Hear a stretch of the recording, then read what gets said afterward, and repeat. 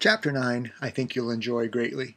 And if there was ever a subject that you hear more about, even from a non-marketing background, it would be branding and possibly brand equity. And I think it's a poorly explained topic or concept. And it's a really pretty simple concept to understand, for sure, but it's much more difficult to practice brand equity or to build brand equity in a consistent and kind of a linear manner. But let me just define this in a simple way. Brand, and let me kind of dispel one idea, that brand is more than just giving yourself a name, your product, your service, your store, your whatever it is you're trying to sell, and the equity part, the value in it that can be derived from it. Branding is no different, and it takes a lot of time it's no different than your reputation as an individual.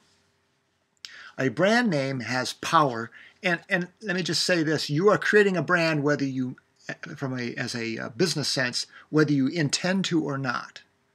You are creating a brand. Now, it might be a brand with no value, but you are creating that, because every activity that an organization performs that can be sensed or witnessed by the target market is, in fact, a branding exercise.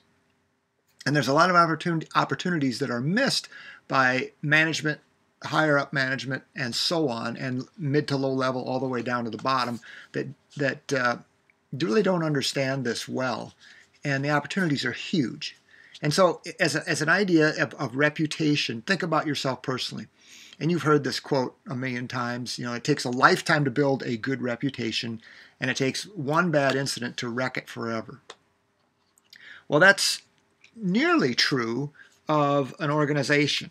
Now, especially when you're starting out, if you make missteps, you promise more than you deliver, you make mistakes, you wreck things, and things just go wrong. The product doesn't deliver on what it's supposed to.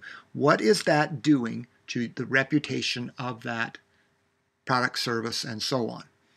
Think about a restaurant. How many times will you give a new restaurant a chance after they have botched your meal? You find that hair that's about 8 inches long in your soup. It goes from one end of the bowl to the other. And you say, I ordered this, but not chunky style. I just wanted the soup, not the hair in it. That's not doing well branding-wise. So oftentimes in, textbooks and in most people's minds, branding is merely the act of advertising in order for people to get to recognize your name. When in fact, if we're going to and that's true to a point, but if we're really going to draw equity or value from the brand, it's what does that name mean? And here's why brand names are powerful, like Coca-Cola or Apple Computer. The reason those names, quote unquote, have power or equity in the market is because of what they represent and people's given experience with that brand, that product, that service. So creating brand equity really is tied to what we've talked about earlier as far as creating value in the market's mind and consumer behavior and so on and so forth. It's what are those activities that you're doing that add value, and the only person that can really judge us is the only group that can really judge us is the target market. So if we're going to create equity, everything we do either adds to, because it will do one or the other. If it's neutral, it's a waste. Okay, but it either adds to or it detracts from the equity that your brand, your reputation. So you walk into a dentist's office, let's say. You're going to get your teeth cleaned. You've never been there before, first time. And the receptionist is snotty to you, or you call in and they're obnoxious to you on the phone. That is not creating a warm fuzzy in you. Or you show up and they have computers on the desks, but they're those big green screen monitors. They're not a flat screen monitor to be seen anywhere. Now that's not a warm fuzzy either, walking into that dentist's office. Or if the bathrooms are dirty, or any number of things can detract from the reputation, and it just becomes, it raises doubts in the target market's mind. You don't want to create doubts. You want to control what they think, what they perceive. You want to think about that.